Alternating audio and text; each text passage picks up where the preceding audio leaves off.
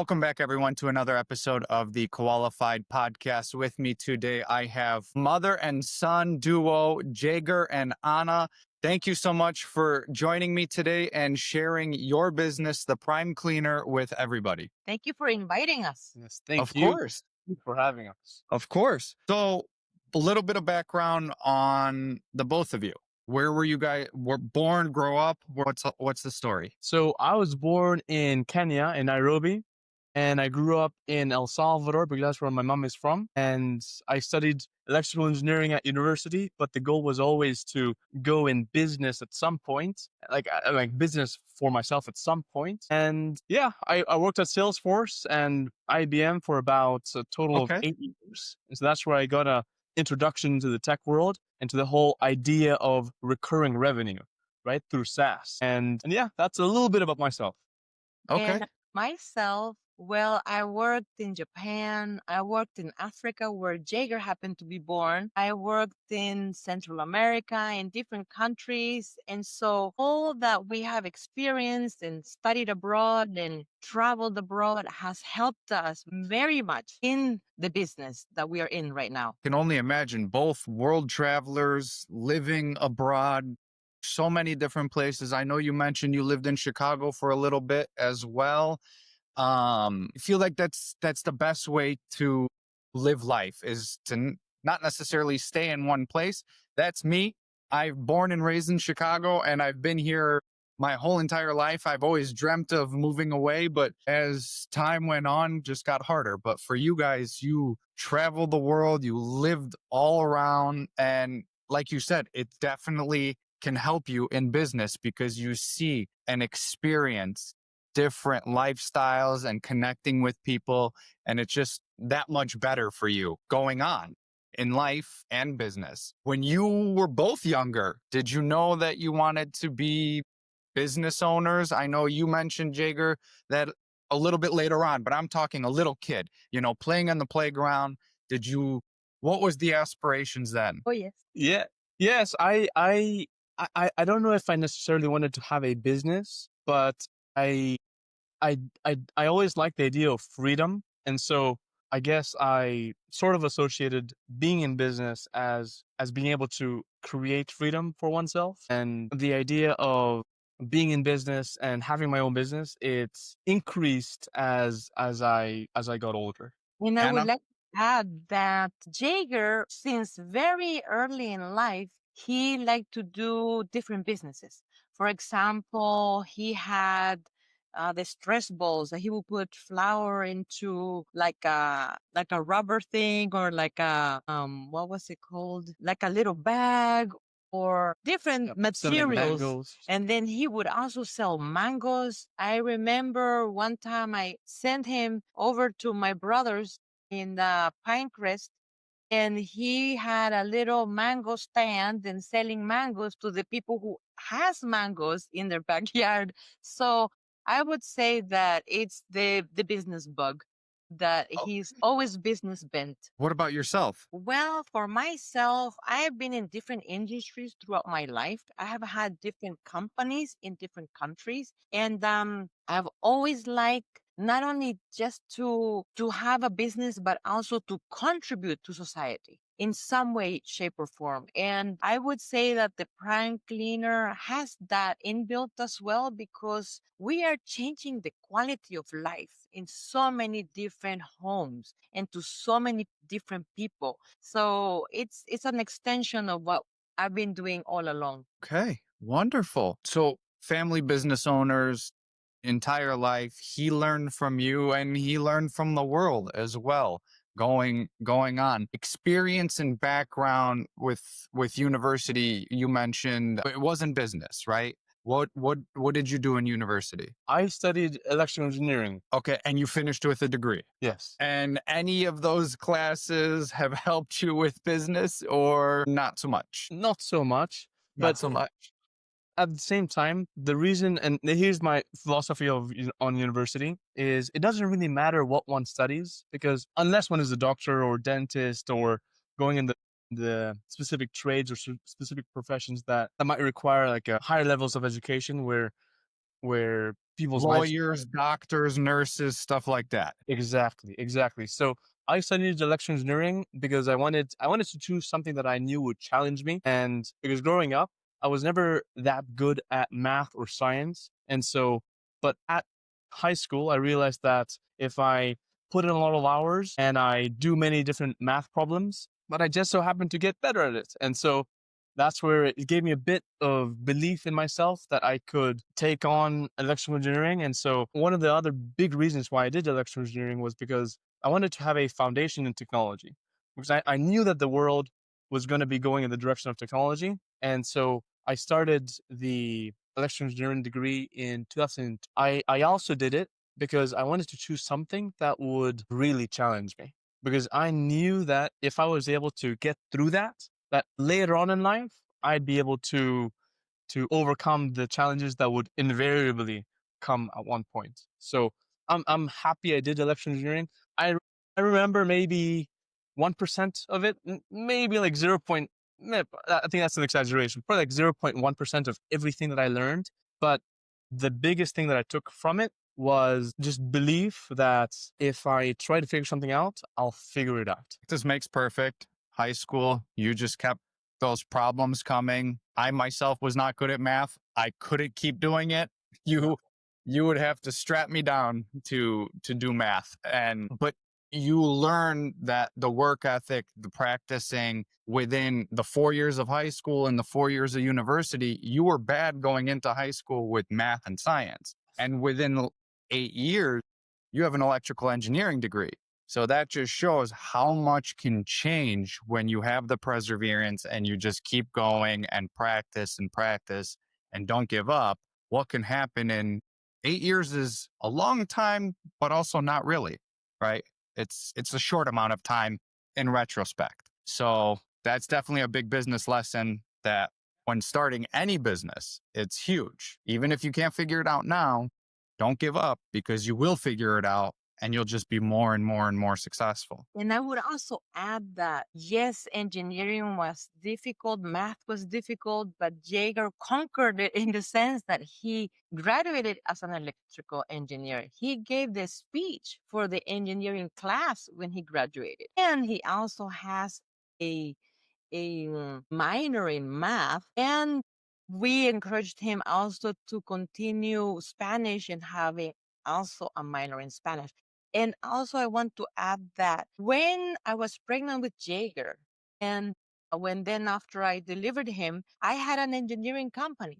And so I would bring him to work. From 9 days on, he was at work with me. And when he was little, I created a training program for small children from 3 to about 8 years old that would come during the summer, and they would make little things with circuit boards. So he learned to solder and he learned to create different things like a pressure mat or a light or the dimmer in our home or something that he was always creating. So I think that engineering and his engineering degree is not isolated from what he was also exposed to. See, the things that I wouldn't have known if your mom wasn't here: a major in electrical engineering and two minors, a mathematics and a language minor. So thank you, Mom, for sharing, because that paints a whole bigger picture here. And you're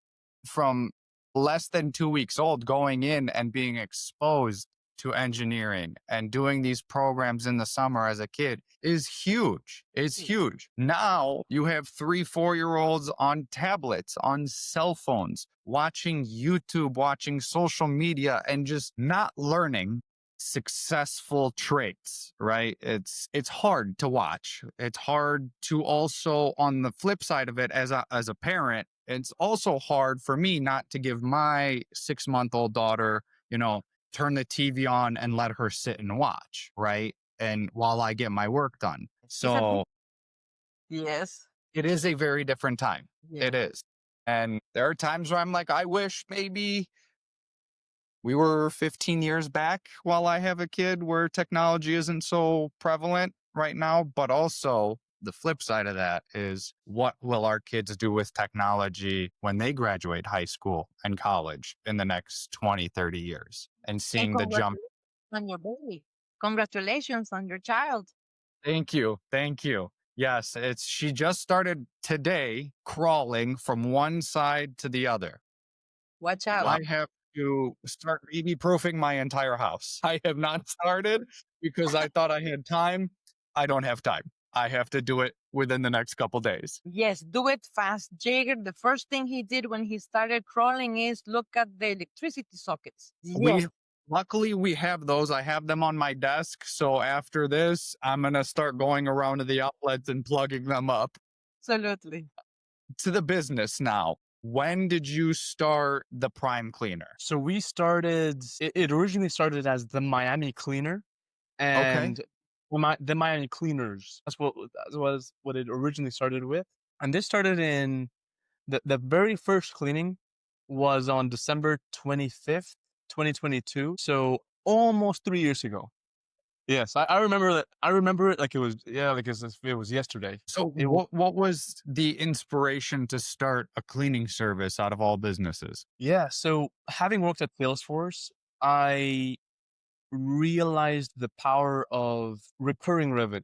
So Salesforce has annual contracts with thousands of companies, and I just noticed how powerful it is to be able to forecast revenue that is coming in, and that is thanks to subscriptions. And so I thought to myself, I wonder what maybe home service has a recurring revenue aspect to it. And that's where I thought about cleaning. And I knew nothing about cleaning. I had never hired a cleaner. Had never hired a cleaner. I knew very little about the industry. I didn't even know about cleaning. It was actually a friend that taught me how one cleans, right? Like you go top down, you mop from the inside of the home to the outside. That way you're not stepping on the floor that you just mopped.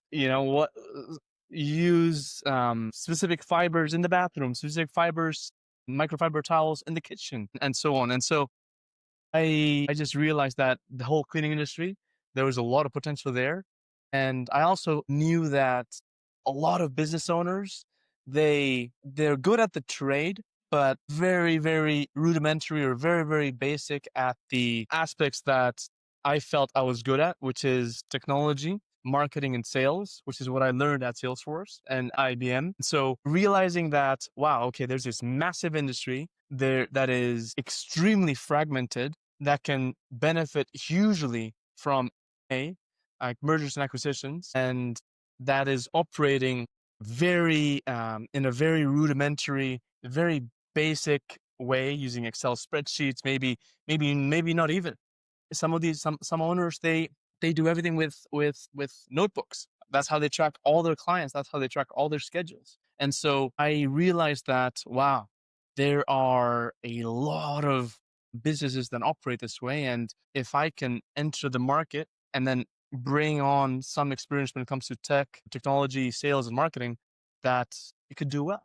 And so that's what overall inspired that idea for the cleaning industry. So you were at Salesforce working the 9 to 5 for somebody else, and you saw subscription model, and you're like, this is fantastic. How do I start a business for myself? Family's been in business for your entire life. How do I do it for myself? And you found cleaning, and you're like, let's bring tech into cleaning. Exactly. Precisely. So when you first started back in 2022, do you remember how much you invested to get it off the ground? I have, it was probably about 2,000 to 3,000. And do you remember what that went towards? Yes. So the overall cost was about 2,000 to 3,000. Initially, most of it went towards, because I built the website on Wix. So up until like this year, we changed from Wix to Webflow. So I built the website on Wix, bought the domain, set up the Stripe account. Booking Koala was amazing. Yeah, was amazing because it was easy to use, easy to set up, easy to create the booking form. Yeah, I'd say a part of it may have gone to branding and creating different assets. Maybe the logo we just created in Canva. I just created it in Canva. Yeah, I'd say supplies, getting the storage units, or actually, no, you know what? At the beginning, we just kept stuff in my closet. Yeah, I guess maybe it was like 1,000. I don't think Okay. it was, maybe not even 2,000. It was probably like 1,000 because supplies, graphics. And a good vacuum. We wanted a good vacuum from the beginning. Yeah, yeah, yeah, That's big. If you're doing the cleaning yourself, you can't skimp out on the vacuum because you'll be replacing it every 2 weeks. yeah. Because it's going to be used probably the most. That and the microfiber cloths that you're using to wipe stuff down, but those are cheap and very easy to replace. Yes. I left Salesforce. I guess it was 2020. like 2023. Yeah, right. When So 2 years ago, almost 2 years ago. So I left Salesforce almost 2 years ago, and up until that point, it was just myself, like building the business and doing it on the side. We grew, I grew the prime cleaner to about 19K a month in those like year and a half, I guess. And then about May of 2023 is when I left Salesforce, and then I went full time on the prime cleaner. And then at some point we rebranded from the Miami cleaners to the prime cleaner, and we just rebranded last year. Yeah, last year. Or no, this What year. was the This year. reasoning for this year from Miami Cleaners to the Prime 2025. Cleaner? Yes. and What the was the reason for the rebrand? was because sometimes people would call and they would say, "We're in Fort Lauderdale. Do you also take care of this area?" Or we're in Coral Gables, or we're in Miami Beach. And so we felt that just by being called Miami was restricting us. So then we changed it so that it would encompass more areas. Yes. And I also the goal here too was to open up multiple locations. And so by us being called like the prime cleaner, we would be able to use the same branding, the same brand assets, the same name across different areas and different locations. So, what have been some challenges that you faced when starting the business and even growing it over the last almost 3 years? Before that, I want to say our motto or our vision is to service with gratitude. So Jaeger started and then I joined him. And we wanted some of our core values to be, for example, gratitude, common sense and logic, peace, that we are giving back peace to the people who have hired us to do a specific task at their home or a complete cleanings. That giving them peace of mind, very important. And also we wanted to make sure that we were trustworthy and that we were equipped with everything so that we could do the best job possible, not perfect, but the best job possible in the shortest time and be very thorough. So this mentality is sometimes not exactly the same mentality that other people have. So that has been our greatest challenge. That people come on board with the gratitude, with the humbleness, that they know they're going there to clean. They're not going there to make friends or come back for the barbecue party or anything. We're going there to clean, to situate ourselves what we're actually doing there. So one of the challenges has been to find team members that understand that this is very important for us. It's our mystic of work. That's one of them, I would say. When did you join? Because you started the business in 2022. Mom, when did you end up joining? I joined in July the next year. We were very busy. No, that same year. I think that's so I left Salesforce in Yes. 2023. Yes, And then 2023. like in May, and then you joined in July. In July. December 25th, 2021 is when it started the business. Salesforce in May of 2023. My mom then joined the business in July of 2023. Yes. And now it's 2025. Yes. So essentially, the beginning of 22 was like you had a couple days of 21 last from Christmas till the new year. You started putting the business together, the website, all the paperwork. And Yes. then 2022, you're doing a lot of the cleanings yourself, getting the ball rolling, growing it.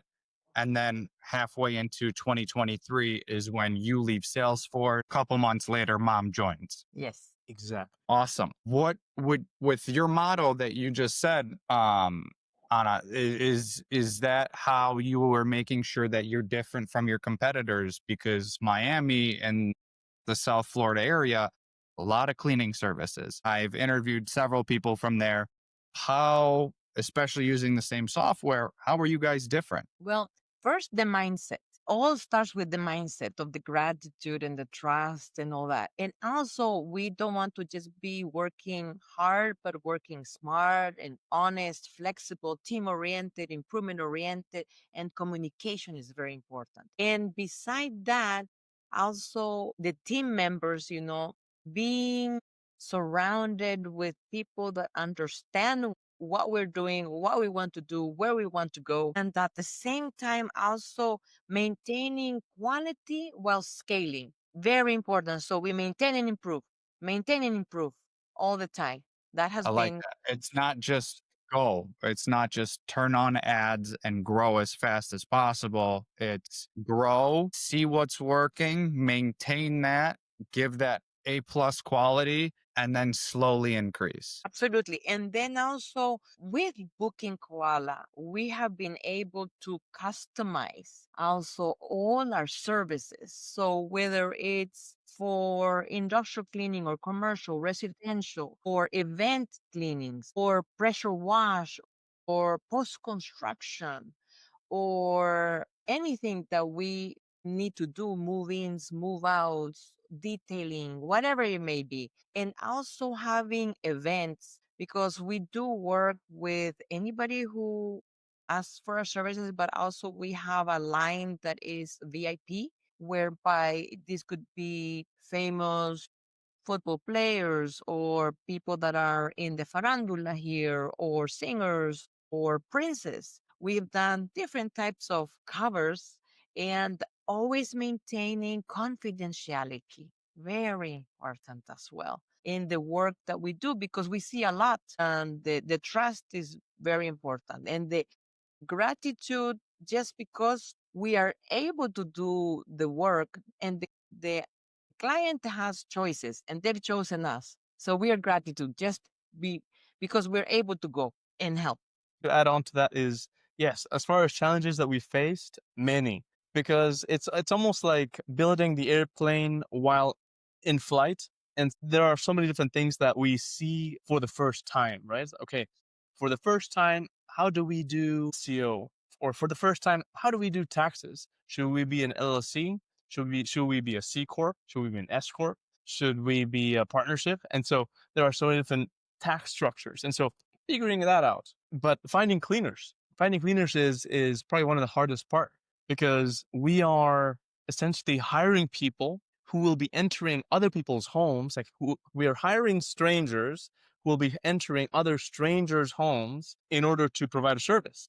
And one's home is the most intimate part about a person, in terms of like objects. And so realizing that we might be in the cleaning industry as far as the service we provide, but the real industry that we're in is the business of trust. So knowing how to earn people's trust, perhaps even before that they call us, is one of our big goals. It warms them up by the time that they call. And so I'd say the hardest part is always going to be hiring and finding trustworthy people, ensuring that they're background checked, insured, and ensuring that they have the right mindset when it comes to the service that they're providing. Because one thing is to be a great cleaner, but another is to be unpredictable, right? Or to have a bad attitude, or to have past misdemeanors. It's always going to be the biggest challenge is hiring. But beyond that, yeah, I'd say that's the single biggest challenge. Prioritizing and managing time as a business owner. How do you focus on that and how do you accomplish it? Booking Koala helps us a lot because we are able to tailor make the cleanings. Each service is different because each home is different. Shop is different. Each boutique can be different. Definitely tailoring the cleaning in the Booking Koala has helped a lot it saves us time, managerial time, and also the team members' time, because they have everything there. Where they're going, what time they need to be there, what type of cleaning it is, and the name of the client. Sometimes we have to go to the lobby and say the name of the client. We have to know who we're working with. And so we've saved a lot of time through booking Koala.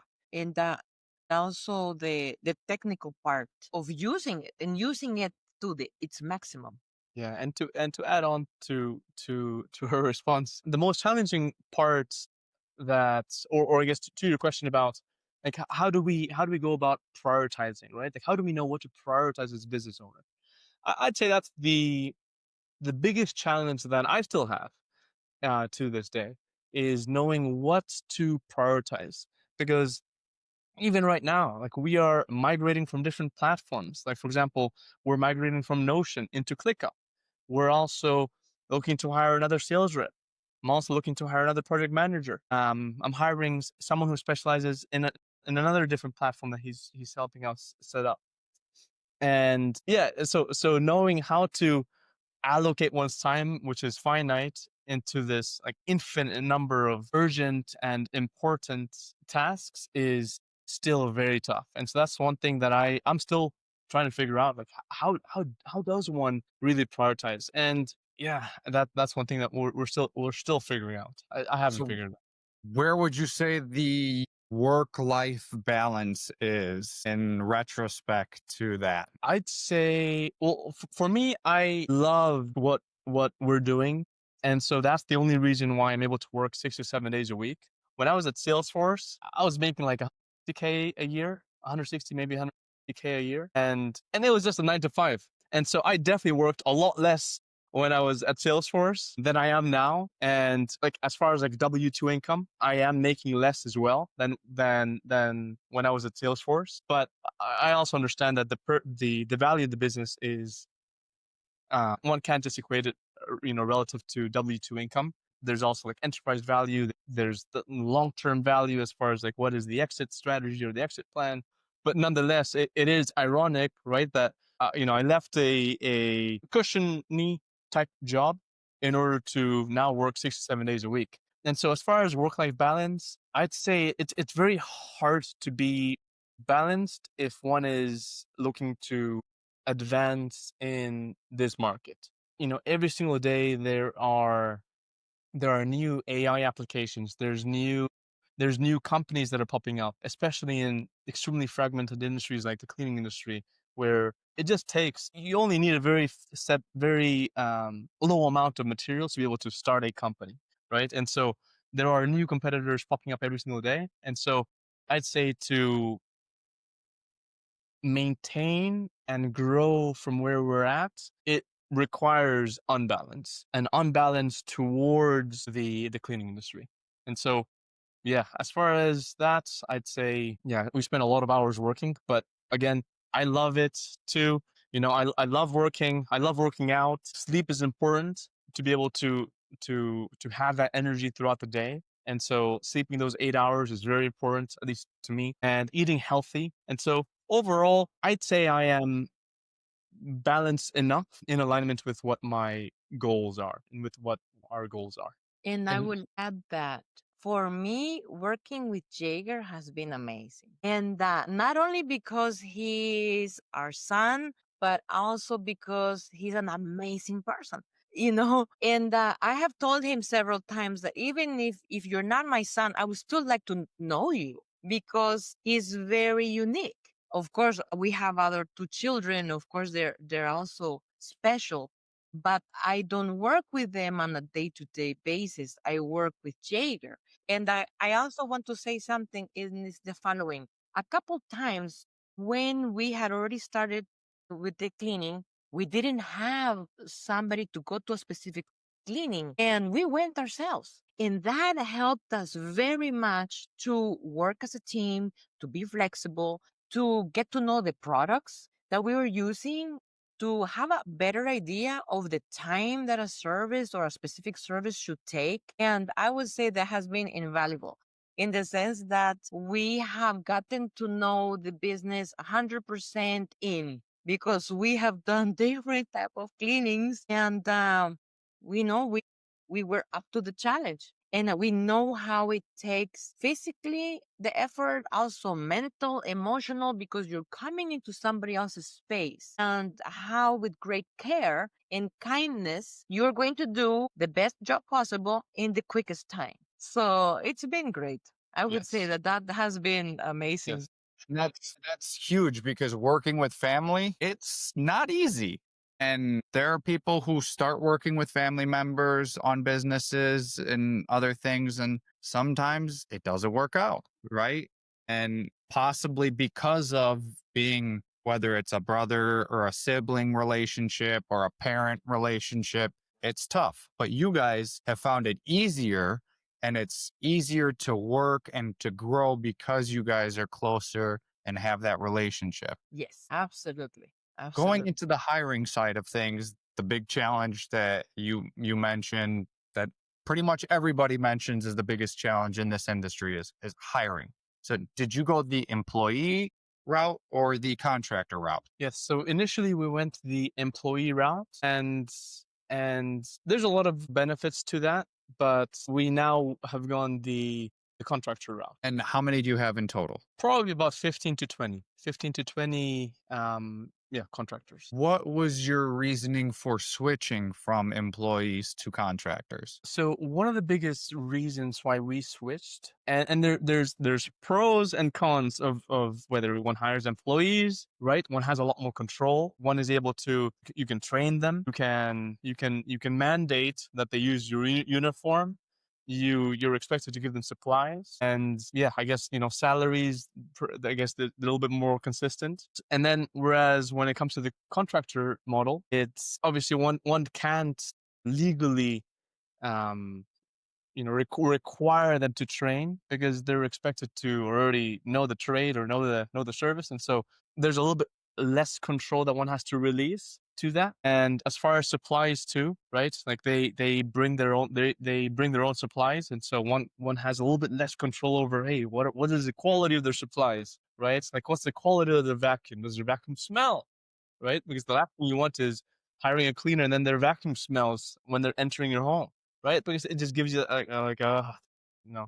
it sets off the wrong impression from the very beginning. And so the biggest reason why we switched from the employee to the contractor model was that we realized that in the cleaning industry, it's all about details. It's like all the cleanings, it's all in the details. How is the shampoo bottle left? Is it just thrown back? Right? How is the soap bottle? Like, what's the direction of the soap dispenser thing? How was the carpet left? Was it just left like that, like thrown a bit, or is it parallel or perpendicular to the wall? How does it smell at the end of the cleaning, right? Or how does one enter the home? How does one exit the home? And so there are so many details in a cleaning, and that's what determines the success. And that's one of the reasons why it's such a hard service, because since there are so many details, there are so many points of failure. And what we like about the contractor model is that it requires them to have a lot of ownership in the service that they're providing. Because if they don't provide a good service, then they won't be asked to come back. And so there is a mutual financial vested interest in them doing a great job at the cleaning so that we're asked to come back. Whereas an employee might not have that same financial vested interest because they know that, hey, if I get let go over here, I'm going to just go somewhere else. And there's no repercussions, right? There's minimal repercussions. And so, yeah, I'd say that's one of the biggest reasons why we switched to the contractor model. And we also believe that it's a more scalable model across other locations, which is the ultimate goal of, for us with the prime cleaner. And I would like And to that we had we started with the closet, right? Keeping everything. And then we had a storage that was mid-size. And then we had another storage that was much bigger because now we have different teams and all the vacuums are left there properly cleaned. Next day, we have all the materials, all the supplies that are going to be taken per team, different colors, with different areas of this is for this cleaner, for this other cleaner, like that. And we were paying something like $700 per month for that last particular storage. And then I had to, we had to be there giving the items in the morning and waiting for everything. And a lot of that time was necessary maybe then, but as we scaled and we needed to emphasize and focus on different areas of the business, then we removed that by each provider, each cleaner taking it to their home or to another little storage that they may have. In that way, we divided all the supplies. Yeah, we basically just gave it to them. We had a lot of supplies, and for the most part, we just gave it to them because we didn't really want to. Number one, have that fixed expense, the $700 fixed expense with the storage unit. But there definitely were benefits in having that because, for example, my mom would meet them in the early morning, and so she'd see how the cleaners were dressed. Like, hey, you gotta fix your hair, or hey, wear a ponytail, or hey, your uniform is dirty, change shirt. Same shirt. Right. And so there's definitely benefits of that, of seeing them because one sees how they look, and which is important, right? Because when people enter people's homes, if someone looks dirty and they're coming there to clean your home, it doesn't really give you the impression that they're going to do a good job. And first impressions is everything. Whether the first impression is true or not, it already gives that impression to the client. And so the client already has that story in their mind that, okay, wow, this person entered my home, their vacuum smells, they look disorganized. Okay, this cleaning is probably going to go bad. It may not go bad, but now that person has that story in their mind. And so now they're looking for ways to confirm their belief in everything. And so it makes them a lot more judgmental of small mistakes that could be done about maybe how the carpet was left or how the shampoo bottle was left. And so there definitely was perks of my mom seeing how they looked and seeing the overall presentation. But overall, I'm glad that we moved to Yes, the very much. contractor model. And they know that at any point in time, I may just go or Jaeger may go. They don't know when it may happen. At a cleaning. At a cleaning. And that's all right. That's all right because we know that they are representing themselves and us properly. And as we grew, we of course had the recurrent client, the frequent client.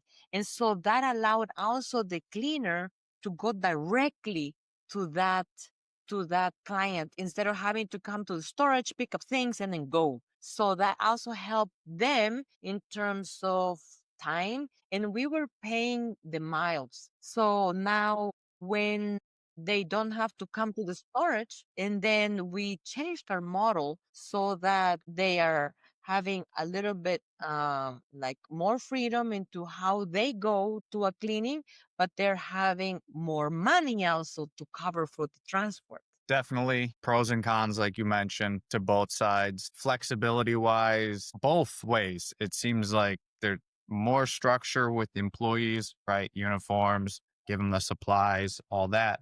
But it seems like there's more flexibility with the contractors and just making sure you're set up properly legally and following the rules for contractors that much better, right? Where do you focus your hiring process on? Like what platform? Is it Facebook or Indeed or somewhere else? Yeah, a variety. Absolutely a variety. So we've used housekeeper.com, we've used Facebook, we use Google, we use Yelp. But I'd say a lot is in Facebook. So Facebook groups. So going in Facebook groups, posting that one is looking for cleaners or seeing and looking for other posts by cleaners saying, hey, my name is Maria and I do Airbnb cleaning. And then reaching out to them and seeing if they're looking to take on more work. And then we have a full-time recruiter and all she does every single day is call people and meet with them and vet them and determine whether whether they're a good fit. And it's a tough job, right? Because many people in these professions, they may not have had the same level of education that we have, right? And so they haven't really had the opportunity to learn, what does professionalism mean? What does it mean to be on time, right? Like, uh, how should one show up in the call? Like, is it okay if I'm just driving and I just do this interview while I'm driving? And so there's a lot of just base fundamental skills that many people lack. And so it definitely makes the job of recruiting harder. And so that's why it's a numbers game. Last year, I'm pretty sure we had probably about 800 to 1,000 applicants, and of which Wow. people Yes. that made it through the process, probably about 15, maybe 20. Yeah, 15 to maybe 20. So a lot of applicants, but many filters and many things placed in their overall cycle in order to ensure that we're only hiring people who, number one, we want to work with, two, people who are capable, three, people who are trustworthy. What's the automatic red flag on an application for you? Many. First, we have a form that they fill, and some have lied in the form. So that's definitely a red flag. And also, there is an interview that is done, preliminary interview, and then another interview. And then we also take a look at the materials that they have so that we know at what level they are. And we can recommend some materials, and also we can have them use them properly. So there are quite a few red flags. Yeah, even background check. Like, if Yes, someone has a past misdemeanor, then it's automatically no. or Um, undocumented. lots of people were undocumented. Yeah, there are so many even points of failure, unfortunately or fortunately, in the overall hiring process, that it makes it extra hard finding those diamonds in the rough Yes, for people who are going to be with us for a long time. yes, and So also then what's the ideal candidate look like? The ideal candidate is someone who has a great attitude, someone who is able to figure things out. Right? For example, if someone is given a cleaning in Miami Beach or in the Gold Coast of Chicago, right? Person A might go there and say, "Oh my gosh, there's no parking. I don't know what to do." And then call the office and say, "Hey, I don't know where to park. I don't know what to do." Person B goes to Gold Coast in Chicago and sees, "Shoot, there's no parking. Okay, what are my options?" And then they figure it out. And so that's definitely a great quality. It's not as common. We wish it were more common, because it would make things a lot easier for us. Because when someone can't find parking in an area, it's a lot harder that we can support them because we're not there. And so yeah, I'd say that's definitely a bit challenging. But seeing people's common sense, like how much common sense do they have? That is another important quality in the people that we're hiring, because it's also a little bit hard to teach people the importance of, if one goes and cleans the fridge, don't reorganize everything in the way that you want things to be reorganized, right? No, place things back in the exact same location where they were. It's not like, Common sense is not common anymore. That's the sad reality. Could we yes, blame technology for it? Can it be part of the reason? Maybe. Yes. Who knows, right? But it's quite scary how common sense is very much lacking these days in certain aspects, right? That's a perfect example. You're cleaning somebody's fridge and I'm going to put it back how I want it. It's not your house. It's not your exactly. stuff. And It's also, easier to put it back the way it was, too. yeah, and sometimes there are roommates. There are people who share an apartment, and they will be having two ketchups and two mustards or two mayos, and then you can't just put them all together because this one happens to be for this person and this Right. other is for the other person. Definitely common sense and logic, very important. and the attitude, their flexibility, and how they communicate verbally, how they communicate in writing, because we are going to be giving instructions about pillows, about towels, about personal clothes washed, or anything. So they must be able to follow easy instructions and communicate back in a timely manner and also in full. Because if we don't have the information in full happening, we are going to probably make another decision of like, all right, then don't do that other bed or don't do whatever. But if we know from the start that actually the client said from the beginning when they got there, today I would like to have the guest room done. Then we know we're going to be there longer. We're happy about it. And then we're going to confirm with the client if that's what we're doing or more, like windows, or maybe they have a guest, or maybe they're having a baby. We don't know. So Communication is huge. yes, communication is huge. Their flexibility, their attitude, their honesty, because we have a lot of clients that they give us their code to come into the apartment because maybe they are in New York or they are in California or it's an Airbnb or however we need to get in. So they are counting with us that we have started the cleaning and we tell them when we start and we tell them throughout the cleaning how we're doing. We are progressing steadily and what we're doing or if we need more time. And we also tell them when we leave, we have closed your door, the lights are shut, they're off, and also the AC. There are many different things depending on the client. And then we ask them, how did the cleaning go? Please tell us from 1 to 5 how it went. And we want to know that because we're improving. It helps us. The feedback helps us. Well, you need to have the feedback from customers. Otherwise, the growth is going to be much harder. With growth, marketing, all that, what are you currently doing for your marketing efforts? So as far as marketing, our main focus is Google LSA. That's point number one. Cost per lead is definitely higher than what it would be in other platforms, but people on Google LSA, they have high intent and they're not just shopping around most of the time. And I'd say Google LSA is by far our number one focus as far as getting leads. And we also have quite a lot of reviews too. And so that has helped as far as ranking higher organically and getting more organic calls. But we definitely will be expanding other marketing channels as well. SEO, any SEO? Not yet.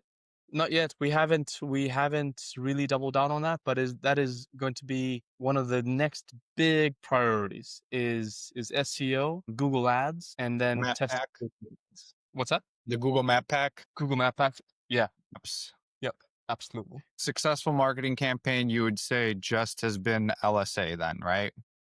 Absolutely. Yes. What month would you say, and how recent was the most successful return that you've had, or the most amount of leads that you've had come in? Probably about 3 or 4 months ago. So right now we're in the slowest season of Miami. So in Miami, July, August, September, October are the slowest seasons, are the slowest months. We're talking hotels go from being 70% booked to 17% booked. And so people just leave Miami. It's You guys super. are opposite. You are opposite from the entire country, right? Yeah.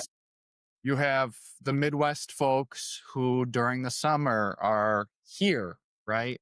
Or, upper East Coast or upper West Coast. And then the snowbirds, they're Yeah. coming. It's October, November, December, all the way through March, right? Through spring break. That's your busy season when the rest of the country actually ends up slowing down. Yep. Exactly. Exactly.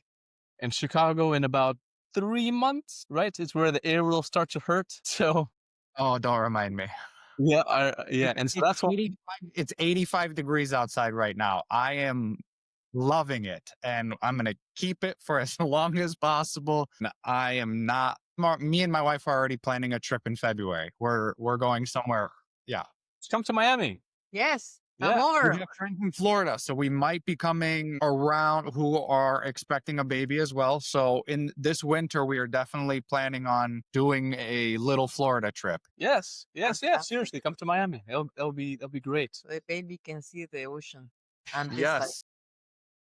Many booking quality clients in Miami and in Florida. So if I'm coming down, I will make a possibly a little meetup event. Great. Yeah, we'd love to Fantastic. come.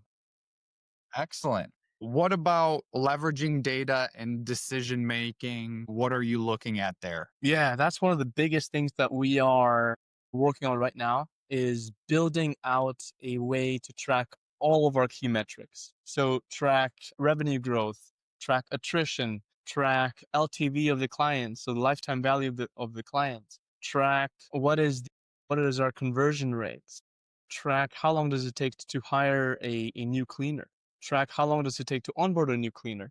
We have about like 200 metrics that we've put together in a like an Excel spreadsheet that we're then going to be using to track all of our business performance, and then all team members will have a metric that they own and that they're accountable for. And so that's something that we're starting now. Yeah, data is extremely important in order to stay ahead, because data is the easiest way of knowing what is objectively performing well or performing poorly. It's the pulse. It's the most objective way. It is the pulse. The The pulse. data is black and white, right? It's right in front of you. If something's working, you're going to see it. If something's not working, you're going to see it. And Yes. making those changes and making those tweaks is going to be everything. But you have to be making sure that you're looking at data and the right data and not just some things. Because if you're only looking at some things, you're not getting the bigger picture. You're not getting it all, right? So you might miss out on something, and tweaking a marketing ad or tweaking, an email sequence. If you don't have the big picture, if you don't have everything and you're only doing it off of this small subset of data, you might be shooting yourself in the foot and putting yourself back several months, and instead of jumping forward and growing a lot quicker. Just in time, all the information so that you can decide. It's huge. It's huge. Do you guys do any networking events or partnerships with other businesses? We don't, but that's going to be another huge area of focus is on partnering with other adjacent services who specialize in different services than what we provide, and saying, hey, how about we collaborate? For every client that you refer to us, we'll give you X amount, or for every client that we give you, maybe we can do some sort of deal. And so going with a B2B, so business to business type of like partnership program is another big initiative that we'll be doing. We work already quite a bit with real estate agents and interior designers, architects, and sometimes also it has happened that, and it's beautiful when our client has gone from a studio to a one bedroom to a two bedroom apartment and then to a house, and we have followed that. And also sometimes that the client refers us to their mother, to their children, to their siblings. And the referral that we have is so beautiful because they've already met us. They already know our work. They already know the quality, and they know who we are. And sometimes they even say, please send, this cleaner a certain amount of money for tip. And we are so gratitude, so happy about it. And sometimes also in the reviews, there have been some times that, we've just stopped. I've shed tears and thinking, wow, this is a heartfelt review. And sometimes they talk about from the time that the call was answered to how we explained the service and the charge, and to when we have told them one day prior we're going to be coming tomorrow, we're confirming, and also when we're on the way on that day. And then when we have started, it's in between the cleaning. And when we have finished, and then we ask for the rating, and then we ask for a review, and how some clients even talk about the whole process. And then we're like, wow, it's so true.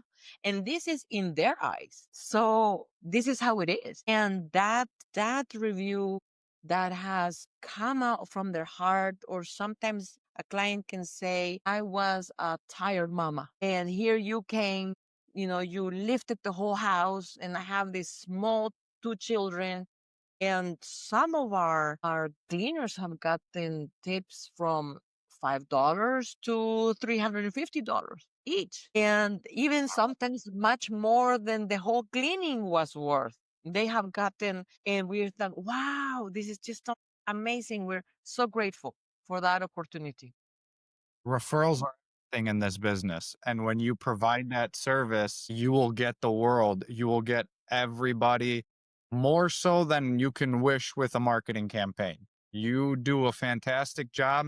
The referrals will come pouring in. Absolutely. Customer loyalty. How do you guys try to maintain that and generate that recurring revenue and the repeat business and getting those referrals? What's the secret sauce for you guys? The secret is in the quality that is consistent, and they know what we have done. And usually they tell us, just come and do one room or do whatever. And then they're like, please come and do the whole house, or go and do the office as well.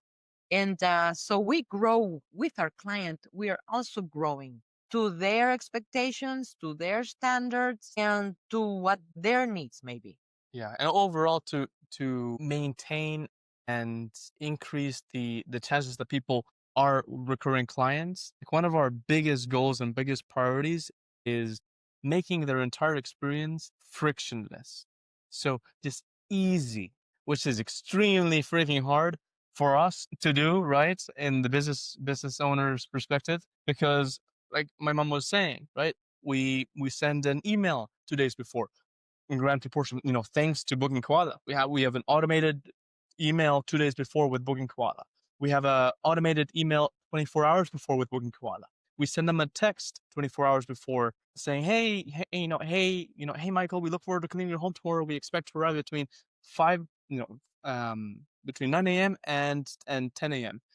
So we have that text. We have a text that goes to them when we're on the way. Hey, Michael, we look forward to, we're on the way. We're about 15 minutes away.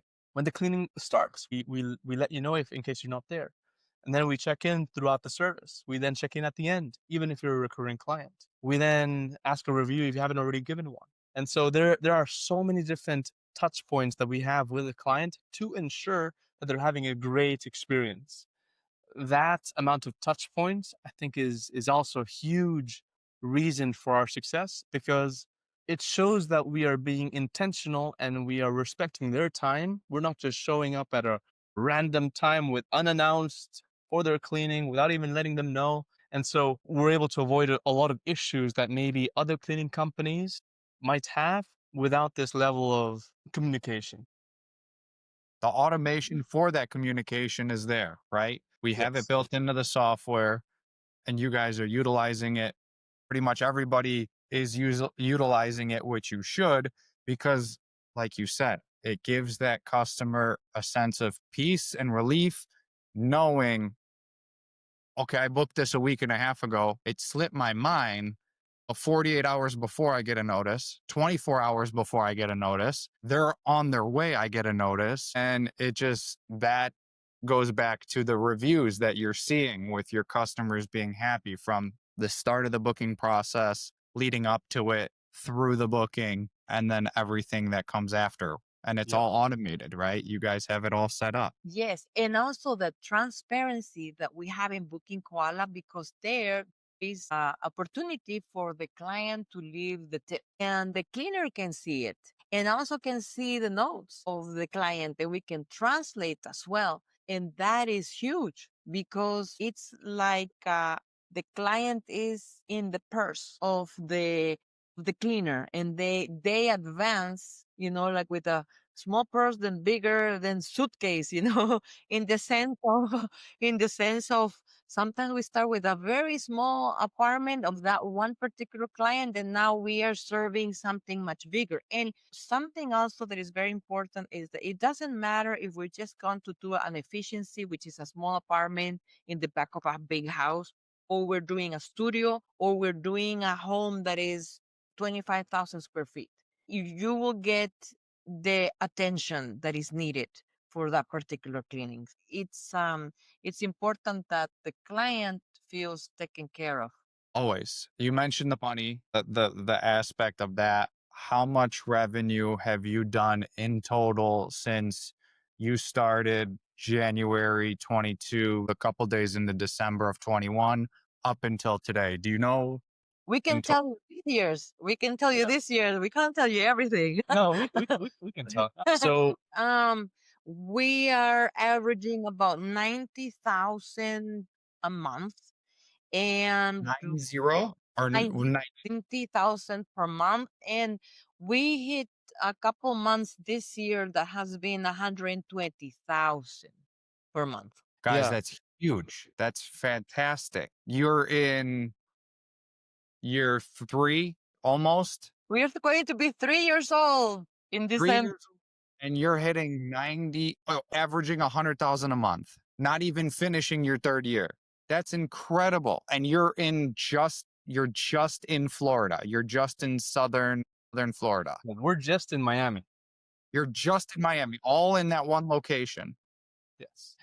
But here's the crazy thing. Miami has a total and we've calculated the total addressable market of several cities, and those are going to be our next goals. But the reality is, like, in the past 3 years, we've brought in about, I want to say it's about 1.8, maybe about 2 million, in the past 3 years. But the grand majority has come in the past like year and a half. That's where we grew maybe 300% in 1 year. And so we're a very different business now than we were even 1 year ago. Very different business, different team members, different processes, different systems. And so it's a completely different business, although we're still providing the same service. But yeah, so I'd say about 2 billion in the past 3 years, almost 3 years. And 2 million in total from January of 22 till now, roughly.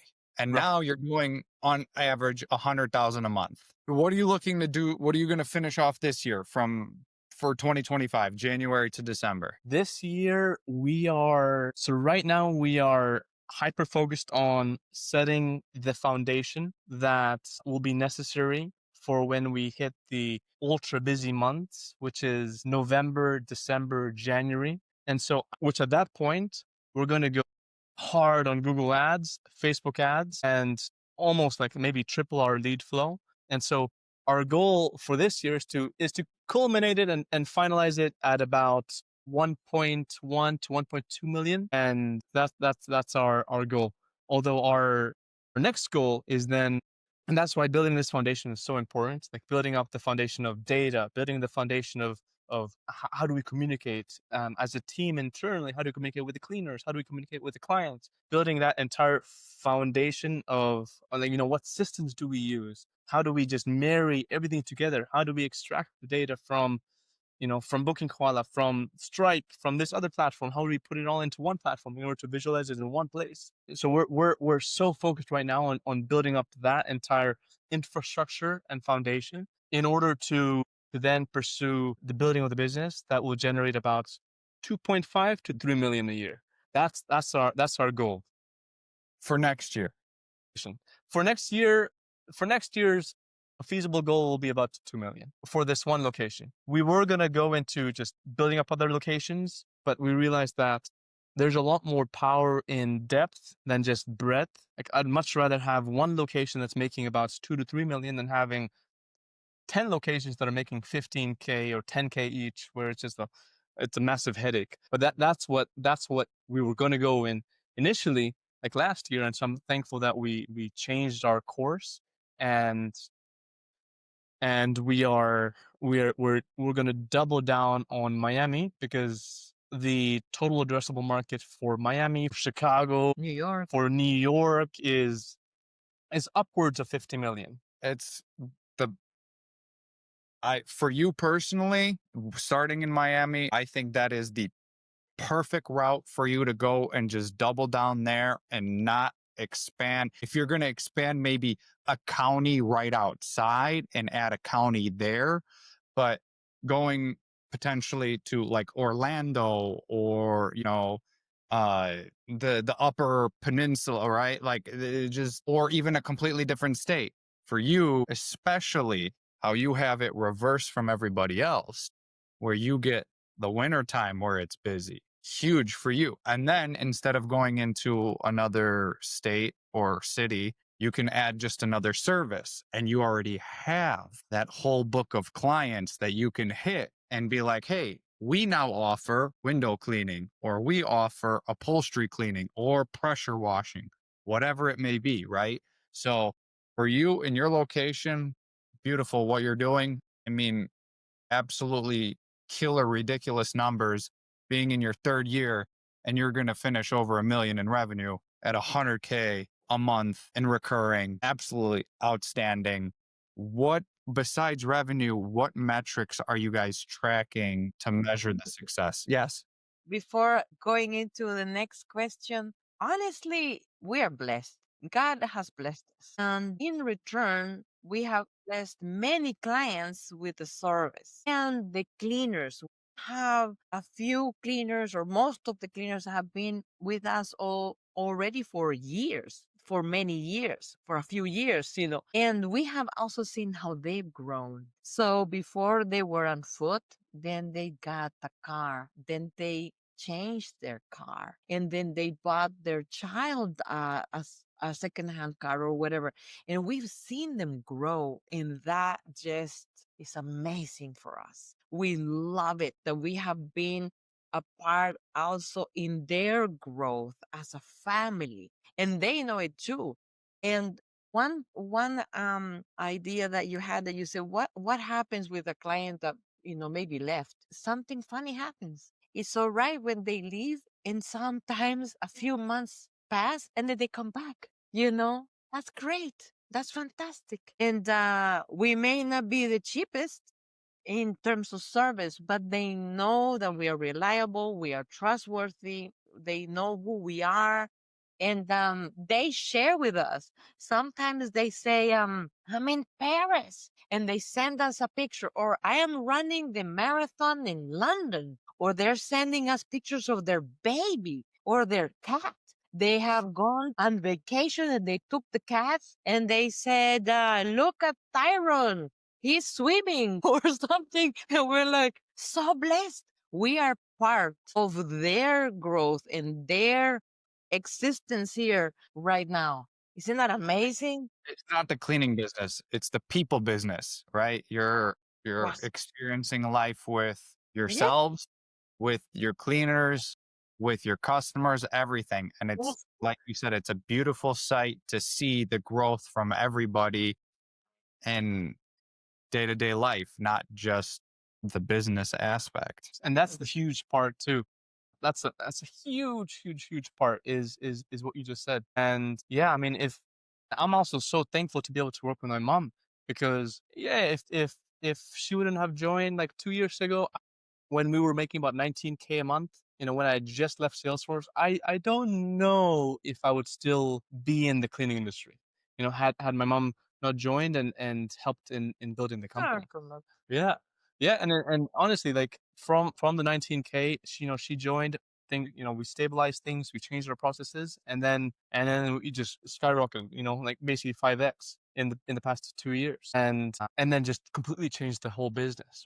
Everything about the business we changed in those 2 years in order to set up the foundation for what's next. So I'd say, yeah, being able to work with Mama has been a huge, huge part of our success, because she has that people aspect to it, and she loves the clients. The clients love her. We've done cleanings for many celebrities, for members of the royal family, for many CEOs, and they trust her, and they communicate with our team, and yeah, they send her pictures of their children fishing, or hey, Tyrone is, hey, look, here's look, Tyrone is at Or the Amy. getting her Her grooming. haircut, or the dog, The and grooming where familiarity. clients see us as more than just the cleaning company. We are Family. Extension. Essentially your family. Or an family, extension. or an Yes. extension of their home. Yes. Right. And when they're having a baby as well, it's amazing. We have hit about 415 reviews. And sometimes we ask for the review, the client does not write. Sometimes because they want to keep themselves private or for different reasons. And in some of the reviews, you just know the transformation we've done. Not just the cleaning, but the transformation. And sometimes mothers also have us clean their dorm, the dorm of, after a party or something, and we go and they share with us and they say, this kid was such a mess, in our home. And now is cleaning before you get there because it doesn't want to, they know how you left the last time. They're cleaning before you get there. And I thought, what a change even in their character and personality, that now they are taking care of themselves. And of course, the more organized and the more clean they are, they're also being able to produce better grades or work better or whatever they're doing.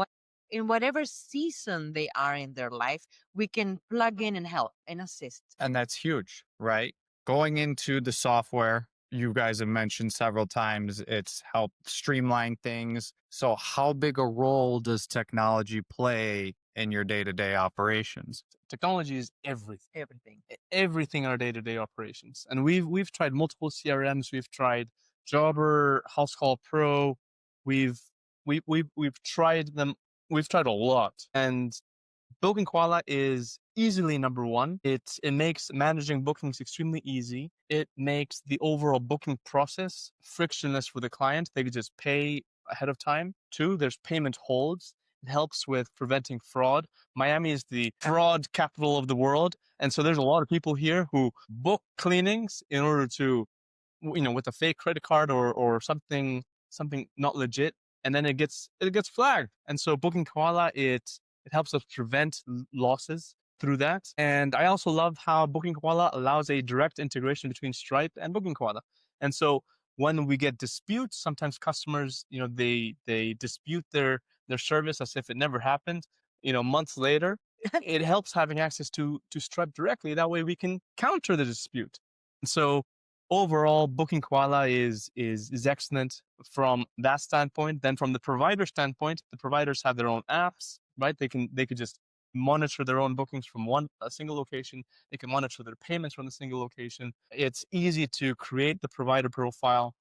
It makes it even frictionless for them to be able to see what are the priorities for the client at the homes they're going to go clean. And so overall, Booking Koala is excellent, and we are extremely thankful for the software that you and Philip founded and created, because in grand proportion, it's allowed us to be able to scale to the point where we are right now. And we know that Booking Koala has the technical foundation and infrastructure to be able to support a $2 to $3 million business, which not all platforms have.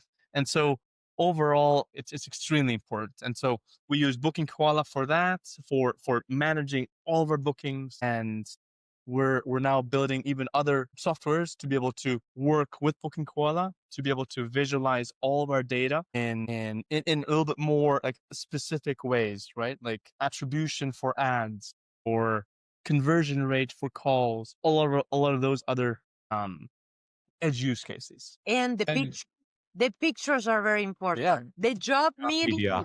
that you can put there, we have before and after pictures. So at any point in time, a client can go in and see what they're paying for and how it is, how we found it, if it's an Airbnb or if it's their vacation home here in Miami Beach or wherever. And they can see, oh, all right, they changed the bed sheets, oh, they whatever, And it's very important because it's part of communication. If we don't share it, it's as if it didn't exist, and we are sharing it. And so have you been utilizing Booking Koala since the beginning? Or did you use other softwares and switch over to us, say months later or a year later? We used Booking Koala since the very beginning. The only reason why we had tested Jobber was because a friend said, "Hey, Jobber is really good. It'll help us with doing this and this and this." And then I was like, "Oh wow, yeah, that'd be a great idea." So we then migrated to Jobber. Big mistake. And we're like, "Oh my gosh, this was such a dumb mistake." We then migrated back, and super grateful that we did, because It it's was just a like one no-brainer. one month It or was two. but It was 1 month of a mistake. It was a big mistake, that 1 month of migrating to Jobber and then coming back. And Yeah. then Jaeger was writing to the client, "This is Jaeger. Sorry, we This sorry is a for this. mistake. I made a This is mistake. a mistake, but it's fine. And we are grateful for Booking Koala. And when you were hacked, we suffered with you. We suffered with Yeah. you because we were like, wow, we gotta pray because this is not going to come quickly. And it took a while. It took a while. And I remember trying to load, and it would just go like this and then freeze. And we felt that, all the way here, wherever we were feeling it for you. And we are Yeah. so glad that it's over, and we are stronger now. We have a stronger platform now Absolutely. with you. Well, we appreciate you guys sticking through that extremely difficult time that we went through, that you guys running your business and your clients and your providers and just everybody. Jaeger, I remember you being vocal in the Facebook group, in the community group, and just giving positivity and sticking by us. So from me personally, I want to thank you for that, because there were, rightfully so, a lot of angry customers voicing their opinions. Rightfully so. The ones that stood out, and, like yourself and some others who were giving the positivity towards us, that helped me get through those difficult days and push and be like, our customers are behind us. We will get through this. We will come out of this stronger. It was a nightmare. It was an absolute nightmare. And I knew it hurt us, but I couldn't imagine how bad it hurt you guys, because all of you guys, all of our users, they're mom and pop, typical family owned businesses, right?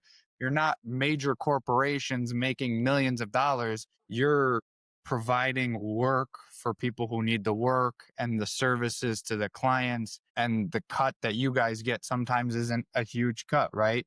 So we appreciate you guys sticking by us. And again, the words of affirmation, the positivity that you sent, I saw it, and I truly, I appreciate it. Yes, and I meant it. Like, Yes. Booking Koala, people that just don't understand. They don't understand how hard, number one, it is to create a software that you guys have created. They don't understand how hard it is to keep that software running without hiccups, and that being the first hiccup in our existence with Booking Koala. And so people, they just miss a lot of context on how difficult it is to fly that plane. And so, yes, for me, it was very important to be vocal, because people they just lack that context, and many posts that people were saying were just not helpful. And so we are, yes, no, we're extremely thankful for Booking Koala. We would love to be. I'm not sure who is the top producing company that uses Booking Koala, but like, what is their revenue? Like, what is it like? I can't say specifics, but I will say you guys are breaking up in the top tier. You're definitely getting up there. Great. So our goal is to, one day be the top revenue generator within Booking Koala. And we hope to see it. And we hope to be, obviously, the driving factor and helping you get the features that you want to get you to that next level. Yes, thank you. We Yes. compete with ourselves a lot. Absolutely. And to that point, like, one of our other huge goals is helping other business owners who we aren't yet at this point where we want to open that up. But at some point, maybe next year, we want to see how can we help other business owners who are using Booking Koala. How can we just install all of our systems that we've literally spent thousands of hours on, with developers, Airtable experts, Excel geniuses, to create these different like systems and overall infrastructure, and basically empower other business owners who are making 20K a month or 30K a month. And instead of them spending the next 2 years or 3 years figuring out how to get to 100K a month, do that in 6 months. We've been there, so we can help some others and empower them. Basically That would be saving wonderful to see. years. Yeah. And It's huge. And this community is all about helping others, and you wanting to get there and do that with everybody. It's massive. What is one feature that you guys couldn't live without that helps you get to the level that you're at? Systemizing. We systemize. no, it's like one feature. So Yeah. one feature I would say is the frictionless, easy, intuitive, nicely designed booking form. Very rare. It's such an important part of the platform that it's the first view of the client where the client sees, like, is the first actual interaction that the client has when they're working with us. It's not some So sort do of you form that they then get an email and they have to then no, they can just go online and then make the booking without do you speaking to. have the one step, two step, or multi-step booking form? Ooh, I believe we have the 2 steps. So basically what happens is the client goes on the website, they fill out their zip code that just checks that that we can service their area. They fill out their email. They then select what add-ons, like the frequency of the cleaning, and then they click on next. When they click on next, they click on when they want to schedule the cleaning for, what's their phone number, what's their address, any social notes, and then they enter their payment details. So I don't know, Okay. 2-step or is So that the that's one? that. 2-step. Did you remove the email address at the bottom of We the have- first step before they hit next, or is that there? No, the email is there up is on the first step. But what I need to do You is have a two-step. okay, yeah. Okay. Yep. What I need to do though is I need to put the phone number for it to be on the first step so that we capture their phone number in case they don't book, and so we can reach out to them like through the awesome abandoned carts feature that you guys launched, I think last year or this year. That there's a lot of people who go on the site, they go on the form, and then they don't book. So and so having that information is going to be very helpful. And so I need to just basically move that field to the first step. And what about the opposite? What's one feature that you would like to see that we don't currently have? I'd say give me like 20 seconds. A more open API. Okay. Like if you can fully open the API so that we can extract data from the platform, that would be amazing. And also, Booking Koala and the features that it has now are phenomenal. Phenomenal. I'd be even more so inclined to say that I would love for the features to go from excellent to superb than to try to compete with other platforms that exist that have a bunch of different features, but they're just good at all these different features. Whereas Booking Koala can be a master at super fast booking form, a super easy provider app, a beautiful, easy to read bookings calendar, a frictionless, easy to use backend system for the client when they're looking to manage their bookings. So I'd almost say, instead of adding more features, just go from where you already are, which is excellent, to superb. So I would say that. And that is one thing that after what happened early in March and in April, once we came out of that, that's exactly our thought process was we are hammering down security, customer service, and just tightening up the platform and making sure everything works as it's supposed to, and just amplifying it tenfold. Beautiful.